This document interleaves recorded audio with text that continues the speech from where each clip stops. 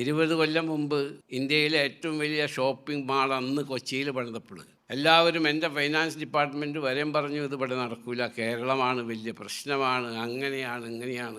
എന്ന് വെച്ചാൽ ഈ പ്രശ്നം ഉണ്ടാക്കുകയും ഇവിടെ നിന്ന് വന്നവരെ ഓടിക്കാൻ വേണ്ടി മാത്രം കുറേ മീഡിയ യൂട്യൂബേഴ്സ് ഉണ്ട്. നല്ല നല്ല മീഡിയക്കാരല്ല പറയുന്നത്. 20 കൊല്ലം കൊണ്ട് ഇത് മുതലാവില്ലെങ്കിൽ അവിടെ 10 കൊല്ലം കൊണ്ട് ബാംഗ്ലൂർ തുടങ്ങിയാൽ മുതലാവും. പക്ഷേ എന്നിരുന്നാലും ഈ 35,000 ആളുകൾക്ക് ജോലി കൊടുക്കുക എന്നത്, അതിനുള്ള സാഹചര്യം ഉണ്ടാക്കി കൊടുക്കുക എന്നത്. പിന്നെ ഞാൻ എൻ്റെ ഒരു പുതിയ ടെക്നോളജിയാണ് ഇതിൽ ഉപയോഗിക്കുന്നത്, മാർക്കറ്റിംഗ്. ഈ IT ടവറിൻ്റെ മാർക്കറ്റിംഗ് ഞാൻ തന്നെ ചെയ്യാൻ പോകുന്നു എൻ്റെ സ്റ്റാഫുകളോടുകൂടി. ഞാൻ 20 കൊല്ലം മുമ്പ്, 1 മിനിറ്റ് കൊണ്ട് അവസാനിപ്പിക്കുക CM, ഞാൻ ഒറ്റ മിനിറ്റ്. ശ്രീനാരായണ ഗുരുദേവൻ പറഞ്ഞു, ഭിക്ഷയോ ദാനമോ കൊടുക്കുന്നതിനേക്കാൾ തൊഴിലുകൾ കൊടുക്കുന്നത് ഉത്തമമാണ്. ഭിക്ഷ വാങ്ങുന്നത് ദാരിദ്ര്യം വർദ്ധിപ്പിക്കും, ദാനം വാങ്ങുന്നത് അഭിമാനം നശിപ്പിക്കും. ശ്രീനാരായണ ഗുരുദേവൻ പറഞ്ഞതാണ്. അപ്പോൾ അതിനുള്ള സൗകര്യമാണ് ഇപ്പോൾ നമ്മൾ ഉണ്ടാക്കി കൊടുക്കുന്നത്. ബിസ്മില്ലാഹിർ റഹ്മാനിർ റഹീം. In the name of god, the most merciful, the most beneficent. ബഹുമാന്യനായ കേരള മുഖ്യമന്ത്രി ശ്രീ പിണറായി വിജയൻ അവർകൾ, ബഹുമാനപ്പെട്ട ലീഡർ ഓഫ് ഓപ്പോസിഷൻ, മറ്റു വിശിഷ്ടാതിഥികളെ,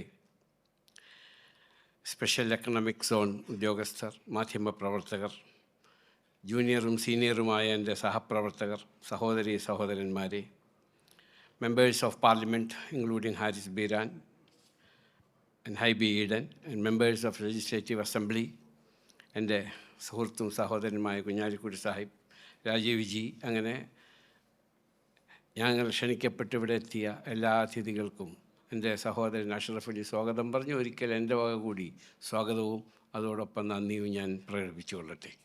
ഞാൻ ദീർഘമായൊരു പ്രസംഗത്തിന് മുതിരുന്നില്ല. ഇത് ഞങ്ങളുടെ ഇൻഫർമേഷൻ ടെക്നോളജിയിലെ 3ാമത്തെ പ്രൊജക്റ്റാണ്, ട്വിൻ ടവർ. ഈ ട്വിൻ ടവർ ഇത്രയും വലുത് ഇവിടെ പണിതാൽ അതിനുള്ള കമ്പനികൾ വരുമോ എന്ന സംശയം ഒരുപാട് ആളുകളുണ്ടായിരുന്നു. ഞാൻ ലോകത്തിൽ എവിടെ ചെന്നാലും ആദ്യം നോക്കുന്നത് 4 കാര്യങ്ങളിലാണ്. ഒന്ന്, വിഷണറി ലീഡർഷിപ്പ്. ഞാൻ പോകുന്ന രാജ്യത്തോ അല്ലെങ്കിൽ ആ സംസ്ഥാനത്തോ വിഷണറി ലീഡർഷിപ്പ് ഉണ്ടോ? ഞങ്ങൾ ഒരുമിച്ച്, ഞാനും ബഹുമാനപ്പെട്ട മന്ത്രിയും രാജീവും കൂടി കഴിഞ്ഞ പ്രാവശ്യം ഡാവോസിലെ വേൾഡ് എക്കണോമിക് കോൺഫറൻസിൽ പോവുകയുണ്ടായി. അങ്ങനെ വേൾഡ് എക്കണോമിക് കോൺഫറൻസിൽ അദ്ദേഹം സംസാരിച്ചു കൊണ്ടിരുന്നപ്പോൾ ഞാനും ഉണ്ടായിരുന്നു. അവിടുത്തെ ഇൻവെസ്റ്റേഴ്സ് ചോദിച്ചത്, what is the political consensus? Political consensus ഉണ്ടോ നിങ്ങൾ വരുന്ന സ്റ്റേറ്റിൽ നിന്നാണ് ചോദ്യം. അദ്ദേഹം അതിന് മറുപടി പറഞ്ഞു, ഞങ്ങൾ ഓപ്പോസിഷനും ഇപ്പോൾ ഭരിക്കുന്ന പാർട്ടിയും ഡെവലപ്മെൻറ്റിൽ ഞങ്ങൾ ഒന്നാണ്. സ്റ്റേറ്റിൻ്റെ ഡെവലപ്മെൻറ്റ്, ഫ്യൂച്ചർ ജനറേഷന് ജോലി കൊടുക്കുക, അതിൽ ഞങ്ങൾ ഒന്നാണ്, അത് ഞങ്ങൾ വ്യത്യാസമില്ല എന്ന് അദ്ദേഹം ഓർമ്മിക്കുന്നുണ്ട്. അതിനുശേഷം ഞാൻ പറഞ്ഞു, കേരളത്തെ സംബന്ധിച്ച് ഒരു പക്ഷേ നിങ്ങളത് ചോദിക്കും. ഞാൻ നേരത്തെ പറഞ്ഞ മാതിരി, ഞാൻ ഒരു കച്ചവടക്കാരൻ അല്ലെങ്കിൽ ഒരു ബിസിനസ്സുകാരൻ അല്ലെങ്കിൽ ഒരു വ്യവസായി എന്നൊക്കെ പറഞ്ഞിട്ടുണ്ടെങ്കിൽ തന്നെ ഞാൻ നോക്കുന്നത് വിഷണറി ലീഡർഷിപ്പ് ഉണ്ടോ. 2, ആ രാജ്യത്തിൻ്റെയോ സ്റ്റേറ്റിൻ്റെയോ എക്കണോമി സ്ട്രോങ് ആണോ. 3, റോ മെറ്റീരിയൽസ് അവൈലബിൾ ആണോ, അതിൽ ഫ്യൂച്ചർ ഗ്രോത്ത് ഉണ്ടോ. ഈ കാര്യങ്ങളാണ് ഞാൻ നോക്കാറ്. അപ്പോൾ ഒരു പൊളിറ്റിക്കൽ കൺസെൻസസ് നമ്മുടെ സ്റ്റേറ്റിൽ എപ്പോഴും ഉണ്ട് എന്നുള്ളതിൻ്റെ തെളിവാണ് ഇവിടെ ബഹുമാനപ്പെട്ട ദീർഘവീക്ഷണമുള്ള കേരളത്തിൻ്റെ മുഖ്യമന്ത്രിയും അതുപോലെ പ്രതിപക്ഷ നേതാവ് ഒരുമിച്ചോടിരിക്കുന്നത്, അതുപോലെ കുഞ്ഞാലിക്കുട്ടി സാഹിബ് ഇരിക്കുന്നത്, അതുപോലെ ബഹുമാന്യനായ രാജീവ് ചന്ദ്രശേഖർ അവർകളും ഇരിക്കുന്നത്. ദാറ്റ് മീൻസ് ഡെവലപ്മെൻറ്റാണ്. എന്ന് ഞാൻ അന്ന് ഉദാഹരണം പറഞ്ഞു. കെ കരുണാകരൻ കേരള മുഖ്യമന്ത്രിയായിരുന്ന കാലഘട്ടത്തിൽ ആരംഭിച്ച കൊച്ചിൻ എയർപോർട്ട്, അതിൻ്റെ എല്ലാ സഹായവും സഹകരണവും തന്ന് ഉദ്ഘാടനം ചെയ്തത് ബഹുമാനപ്പെട്ട EK നായനാർ അവർകളാണ്. അതാണ് പൊളിറ്റിക്കൽ കൺസെൻസസ്. ഒരുപാട് ഉദാഹരണങ്ങൾ പറയാനുണ്ട്. ഇപ്പോൾ ഇവിടെ ജിം ഇൻവെസ്റ്റേഴ്സ് കോൺഫറൻസ് നടത്തി. അതിൽ ബഹുമാനപ്പെട്ട മുഖ്യമന്ത്രി ഉദ്ഘാടനം നിർവഹിച്ചതിന് ശേഷം പ്രതിപക്ഷ നേതാവ് പറഞ്ഞു, we are support the investors to our state. അത് നമ്മുടെ ഫ്യൂച്ചർ ഡെവലപ്മെൻറ്റിന് ആവശ്യമാണ്. ഇന്ത്യ ബഹുമാനപ്പെട്ട പ്രധാനമന്ത്രി ശ്രീ നരേന്ദ്രമോദിയുടെ കീഴിൽ 5 ട്രില്യൺ എക്കണമിയിലേക്ക് പോയിക്കൊണ്ടിരിക്കുകയാണ്. അപ്പോൾ Indian economy is very strong, that everybody should admit. അപ്പോൾ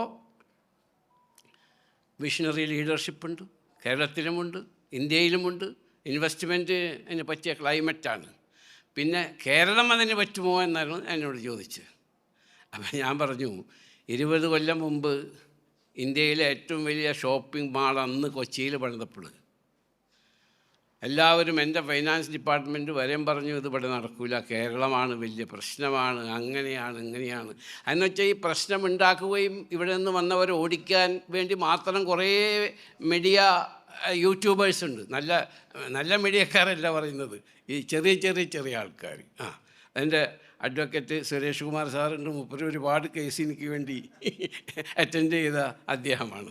അപ്പോൾ ആവശ്യമില്ലാത്ത കേസുകൾ കൊടുക്കുക. ഞാനിവിടെ കേരളത്തിൽ തുടങ്ങിയ എല്ലാ പ്രൊജക്റ്റിനും എനിക്ക് ഉണ്ടായിരുന്നു. സുപ്രീം കോടതി വരെയും തിരുവനന്തപുരം ഷോപ്പിംഗ് മാളിൽ സുപ്രീം കോടതി വരെയും പോകേണ്ടി വന്നു. പക്ഷേ ദീർഘദൃഷ്ടിയുള്ള വീക്ഷണമുള്ള കേരള ഗവൺമെൻറ്, അതിന് ഉദ്യോഗസ്ഥന്മാരും സത്യസന്ധമായി ഞാൻ ചെയ്തു എന്ന് അവർക്ക് ബോധ്യപ്പെട്ടത് കൊണ്ട് അവർ സപ്പോർട്ട് ചെയ്തു. അപ്പോൾ അതാണ് പൊളിറ്റിക്കൽ കൺസെൻസസ് ഉണ്ട് എന്ന് പറഞ്ഞത്. ഞാൻ എൻ്റെ ബൊൾഗാട്ടിയിലെ പ്രൊജക്റ്റ് വന്നപ്പോൾ എന്തോരം എതിർപ്പായിരുന്നു എന്നറിയോ. പക്ഷേ ബഹുമാനപ്പെട്ട മുഖ്യമന്ത്രി അന്ന് പാർട്ടി സെക്രട്ടറി കൂടിയായിരുന്നു, അദ്ദേഹത്തിൻ്റെ സഹായം എനിക്ക് ഒരിക്കലും മറക്കാൻ സാധ്യമല്ല. അതുപോലെ അന്ന് മുഖ്യമന്ത്രി ഉമ്മൻചാണ്ടി അവർകളായിരുന്നു, അദ്ദേഹത്തിൻ്റെയും വി ഡി സതീശൻ അടക്കമുള്ള പാർട്ടിയുടെയും സഹായം എനിക്ക് മറക്കാൻ സാധ്യമല്ല. ആയതുകൊണ്ടാണ് ഇന്ന് വേൾഡിലെ എല്ലാ കോൺഫറൻസുകളും ഇപ്പോൾ കൊച്ചിയിലേക്കാണ് നോക്കിക്കൊണ്ടിരിക്കുന്നത്. കാരണം എന്താണെന്ന് വെച്ചാൽ ക്ലൈമറ്റ്, ജനങ്ങൾ, ഇവിടുത്തെ ആളുകൾ. അപ്പോൾ ഇത് തുടങ്ങിയപ്പോൾ എന്നോട് പറഞ്ഞു, ഇതിങ്ങനെ നടക്കുമോ എന്ന്. കാരണം 115 ഉറുപ്പിക പെർ സ്ക്വയർ ഫീറ്റിനാണ് ബാംഗ്ലൂർ. ആ സ്ഥാനത്ത് ഇവിടെ 55 ഉറുപ്പിക ഒരു സ്ക്വയർ ഫീറ്റിനുള്ളൂ, 55 റുപ്പീസ്. അപ്പോൾ ഈ 55 ഉറുപ്പിക സ്ക്വയർ ഫീറ്റിനുള്ളപ്പോഴും 110 ഉറുപ്പിക ഉള്ളപ്പോഴും നിങ്ങൾ എന്തിന് തുടങ്ങുന്നു എന്ന് ഞാൻ പറഞ്ഞു. ഇവിടെയുള്ള എത്രയോ ലക്ഷമെന്ന് എനിക്കറിയില്ല, ലക്ഷക്കണക്കിന് മലയാളി എൻ്റെ സഹോദരന്മാർ, നമ്മളെ കുട്ടികൾ, യുവാക്കൾ, അവർ ബാംഗ്ലൂരാണ് പോയിക്കൊണ്ടിരിക്കുന്നത്. അപ്പോൾ ആ ബാംഗ്ലൂരിലേക്ക് ഡെയിലി ബസ്സും കാറും അതുപോലെ ട്രെയിനും ഫ്ലൈറ്റും ഒക്കെ ഫുള്ളാണ് ബാംഗ്ലൂരിലേക്ക്. അവർ ഇവിടെ വന്ന് ജോലി ചെയ്യും. ഇത് സമ്പാദ്യത്തിനുള്ള മാർഗമല്ല, പക്ഷേ ഇത് കുറേ ആളുകൾക്ക് 10-30,000 നമ്മുടെ അടുത്ത തലമുറയ്ക്ക് ജോലി കിട്ടാൻ വേണ്ടിയിട്ടാണ്. അപ്പോൾ അവിടെ 110 ഉറുപ്പിക പെർ സ്ക്വയർ ഫീറ്റ്, ഇവിടെ 55 ഉറുപ്പിക. അപ്പോൾ അത് 20 കൊല്ലം കൊണ്ട് ഇത് മുതലാവില്ലെങ്കിൽ അവിടെ 10 കൊല്ലം കൊണ്ട് ബാംഗ്ലൂർ തുടങ്ങിയാൽ മുതലാവും. പക്ഷേ എന്നിരുന്നാലും ഈ 35,000 ആളുകൾക്ക് ജോലി കൊടുക്കുക എന്നത്, അതിനുള്ള സാഹചര്യം ഉണ്ടാക്കി കൊടുക്കുക എന്നത്. പിന്നെ ഞാൻ എൻ്റെ ഒരു പുതിയ ടെക്നോളജിയാണ് ഇതിൽ ഉപയോഗിക്കുന്നത്, മാർക്കറ്റിംഗ്. ഈ IT ടവറിൻ്റെ മാർക്കറ്റിംഗ് ഞാൻ തന്നെ ചെയ്യാൻ പോകുന്നു എൻ്റെ സ്റ്റാഫുകളോടുകൂടി. ഞാൻ 20 കൊല്ലം മുമ്പ്, 1 മിനിറ്റ് കൊണ്ട് അവസാനിപ്പിക്കുക ചെയ്യാം, ഞാൻ ഒറ്റ മിനിറ്റ്. ഞാൻ ഒരു 20 കൊല്ലം മുമ്പ് അബുദാബിയിൽ അൽ വഹദ മാൾ എന്ന് പറഞ്ഞിട്ട് ഷോപ്പിംഗ് മാൾ, ഇപ്പോഴും അതെൻ്റെ തന്നെയാണ്, ഞങ്ങൾ നടന്നുകൊണ്ടിരിക്കുകയാണ്. അപ്പോൾ അവിടെ ഒരു കോഫി ഷോപ്പ് വേണം. അവിടെ വേറെ എല്ലാ ബ്രാൻഡുകളുടെ കോഫി ഷോപ്പുണ്ട്. അപ്പോൾ അവിടെ ഈ ഒരു പ്രത്യേക ബ്രാൻഡ് കോഫി ഷോപ്പ് വേണം. അത് വളരെ ഹൈ സ്റ്റാൻഡേർഡുള്ള ഷോപ്പിംഗ് മോളിലാണ് അവർ പോവുള്ളൂ. അങ്ങനെ എൻ്റെ ടീം അവരായിട്ട് സംസാരിച്ചു. അപ്പോൾ പറഞ്ഞു, ഞങ്ങൾക്കിപ്പോൾ ഇവിടെ വരാൻ ഉദ്ദേശമില്ല, ആൾറെഡി ഞങ്ങൾ ഈ രാജ്യം വിട്ടു, ആ രാജ്യത്തെ പേരും ബ്രാൻഡൊന്നും ഞാൻ പറയുന്നില്ല, പോകാൻ ഉദ്ദേശിക്കുന്നില്ല എന്ന്. അപ്പോൾ ഇവിടെ നിന്ന് ടൂറിസ്റ്റായിട്ട് പോകുന്ന ആളുകളൊക്കെ ലണ്ടനിലും പാരീസിലും എവിടെയൊക്കെ പോയാൽ ഈ കോഫി ഷോപ്പിലാണ് കോഫി കുടിക്കാറും ചായ കുടിക്കാറും. അപ്പോൾ എന്നോട് ഒരുപാട് എൻ്റെ അറബി സഹോദരന്മാരടക്കം പറഞ്ഞു, ഈ കോഫി ഷോപ്പ് ഞങ്ങൾക്ക് കൊണ്ടുവരുന്നു. അവസാനം അവർ വരില്ല എന്ന് പറഞ്ഞപ്പോൾ ഞാൻ അതിൻ്റെ ചെയർമാനെ കാണാൻ പോയി. 1.5 മാസം കഴിഞ്ഞിട്ട് എനിക്ക് അപ്പോയിൻമെൻറ്റ് തന്നു. ഞാൻ പോയി കാത്തിരുന്ന് അദ്ദേഹത്തിനെ കണ്ടിട്ട് ഞാൻ കൺവിൻസ് ചെയ്യുകയാണ്. എന്താണ്? കംപ്ലീറ്റ് ഇൻവെസ്റ്റ്മെൻറ്റ് ഞങ്ങൾ ചെയ്യുക, നിങ്ങൾ ജസ്റ്റ് വന്ന് നിങ്ങളുടെ ബ്രാൻഡ് നടത്തിയാൽ മതി. എന്നിട്ട് നിങ്ങൾ 3 മാസമോ 4 മാസമോ കഴിഞ്ഞിട്ട് നോക്കിയിട്ട് നിങ്ങൾക്ക് ലാഭം ഉണ്ടെങ്കിൽ മാത്രം എനിക്ക് വാടക തന്നാൽ മതി. അതല്ലെങ്കിൽ നിങ്ങൾക്ക് വരാനും പോകാനുള്ള ചാർജ് തന്നെ ഞാൻ തരാമെന്ന് പറഞ്ഞു. അതൊരു പുതിയ അനുഭവമായിരിക്കും അദ്ദേഹത്തിന്, ഒരു പുതിയ ഇന്നോവേഷൻ വി ക്യാൻ സേ. അപ്പോൾ പറഞ്ഞു ശരി, ഞങ്ങൾ വരാൻ തീരുമാനിക്കുന്നു. ഞാൻ പറഞ്ഞു നിങ്ങൾക്ക് എങ്ങനെയാണ് വേണ്ടതെന്ന് വെച്ചാൽ ഡ്രോയിങ് തരിക, അതനുസരിച്ച് ഞങ്ങൾക്ക് പണിത് തരാമെന്ന് പറഞ്ഞു. അൽവാഹദ മാളിൽ ഇന്നും ആ മാളിൽ നടക്കുകയാണ് നന്നായിട്ട്. അവരവിടെ വന്നു, സ്റ്റാർട്ട് ചെയ്തു. അവർ പറയുന്ന രീതിയിൽ ഞാൻ ഡ്രോയിങ് ഉണ്ടാക്കി കൊടുത്തു. നോക്കുമ്പോൾ അവിടെ ആൾക്കാർ ലൈൻ നിൽക്കുകയാണ് 1 മാസം. അപ്പോൾ ഞാനൊരാളെ നിർത്തിയിട്ടുണ്ട് ഇവിടെ ആൾക്കാർ വരുന്നുണ്ടോ ഇല്ലയെന്ന് അറിയാൻ വേണ്ടിയിട്ട്. അപ്പോൾ 1 മാസം കഴിഞ്ഞ്, 2 മാസം കഴിഞ്ഞ്, 3 മാസം കഴിഞ്ഞ്, 4 മാസം ഇതേമാതിരി ലൈൻ നിന്നിട്ടാണ് കോഫി കുടിക്കാൻ വരുന്നത് അവിടെ ആൾക്കാർ. 4ാമത്തെ മാസം കഴിഞ്ഞപ്പോൾ ഞാൻ വിളിച്ചു ചെയർമാൻ നേരിട്ട്. ഹലോ, നിങ്ങൾക്ക് കാര്യമായ ബിസിനസ് ഇല്ല എന്ന് തോന്നുന്നു, ആയതുകൊണ്ട് നിങ്ങൾക്ക് വേണമെങ്കിൽ ഒഴിവാവാം. അയ്യോ ഇല്ല, ഞങ്ങൾക്ക് നല്ല ബിസിനസ് ഉണ്ട്, ആയതുകൊണ്ട് ഞങ്ങൾ വാടക തരാം. ആ കോഫി ഷോപ്പ് എൻ്റെ 5 ഷോപ്പിംഗ് മോളുണ്ട് ഇപ്പോൾ. അപ്പോൾ അതേമാതിരി ഞാൻ ബഹുമാനപ്പെട്ട CM പറഞ്ഞു, ഇവിടെ ഇത്രയും വലിയൊരു പ്രൊജക്റ്റ് ഉണ്ടാക്കുമ്പോൾ ഇത് ഫർണിഷ് ചെയ്യുക, ഇവിടെ വരിക, ആർക്കിടെക്റ്റിനെ അന്വേഷിക്കുക, അതുകൂടാണ്ട് ഇത് ഫർണിഷ് ചെയ്യാൻ വേണ്ടിയിട്ടുള്ള ആൾക്കാരെ അന്വേഷിക്കുക, അതിനൊന്നിപ്പോൾ ഇൻ്റർനാഷണൽ കമ്പനികൾക്ക് സമയമില്ല. IBM പോലുള്ള ഇൻ്റർനാഷണൽ കമ്പനികൾക്ക് സമയമില്ല. അപ്പോൾ ഞാനിപ്പോൾ അതിനൊരു ടീമിനെ നിശ്ചയിച്ചു. നിങ്ങൾക്ക് വരിക, നിങ്ങൾക്ക് ഏത് നിലയ്ക്ക് ഡ്രോയിങ് തന്നാൽ അതനുസരിച്ച് പണിത് നിങ്ങൾക്ക് തരാം. ആ ചിലവാകുന്ന കാശിനെപ്പറ്റി പിന്നെ നമുക്ക് നെഗോഷിയേറ്റ് ചെയ്യാം. But you please come. അതേമാതിരി ഇപ്പോൾ IBM വന്നു. IBM ഇനിയും വരും. അതുപോലെ എല്ലാ ഇൻ്റർനാഷണൽ കമ്പനികളോട് മാർക്കറ്റിംഗ് ഞാൻ തന്നെ ചെയ്യാണ്. കാരണം നമ്മുടെ ഇവിടെ ഒരുപാട് അഭ്യസ്തവിദ്യരായ പ്രത്യേകിച്ച് പെൺകുട്ടികൾ ഇവിടെയുണ്ട്. അവരൊക്കെ പുറത്ത് പോയി ജോലി ചെയ്യാന്ന് പറഞ്ഞാൽ അവർക്ക് ബുദ്ധിമുട്ടാണ്. ബാംഗ്ലൂരിൽ ലക്ഷക്കണക്കിന് ആൾക്കാർ ജോലി ചെയ്യുന്നുണ്ട്, മലയാളികൾ. അവരൊക്കെ ഇവിടെ വന്ന് ജോലി ചെയ്യണം. അതിനുള്ള ദീർഘദൃഷ്ടിയുള്ള ഭരണകർത്താക്കൾ ഇവിടെയുണ്ട്. മുമ്പ് നമ്മൾ ഇന്ത്യനെ പറ്റി ചോദിച്ചപ്പോൾ ഇന്ത്യയുടെ വലിയ പ്രശ്നം എന്തായിരുന്നു? ജനസംഖ്യാവർധന. ഇന്ന് നമ്മൾ സംസാരിക്കുമ്പോൾ our asset is our young population. ഞങ്ങൾ യൂറോപ്പിലൊക്കെ പോകുമ്പോൾ മന്ത്രിക്കറിയാം അവിടെയൊക്കെ ഓൾഡ് പോപ്പുലേഷനാണ് ഇപ്പോൾ ഉള്ളത്. ആ സ്ഥലത്ത് ഇന്ത്യയിൽ 27 മുതൽ 32% വരെയും യങ് പോപ്പുലേഷനാണ്. അതും അഭ്യസ്തവിദ്യരാണ്. പ്രത്യേകിച്ച് മലയാളികൾ ബുദ്ധിയും പ്രാപ്തിയും തൻ്റെയിടവും കഴിവുമുള്ള യുവാക്കളാണ്, ഇൻഫർമേഷൻ ടെക്നോളജി രംഗത്ത് പ്രത്യേകിച്ച്. അപ്പോൾ അവർക്ക് ജോലി കിട്ടാനുള്ള ഒരു പദ്ധതിയാണ് ഞാൻ ഇന്ന് ബഹുമാനപ്പെട്ട മുഖ്യമന്ത്രിയുടെ കരങ്ങളാൽ ഇന്ന് ഉദ്ഘാടനം ചെയ്യപ്പെട്ടത്.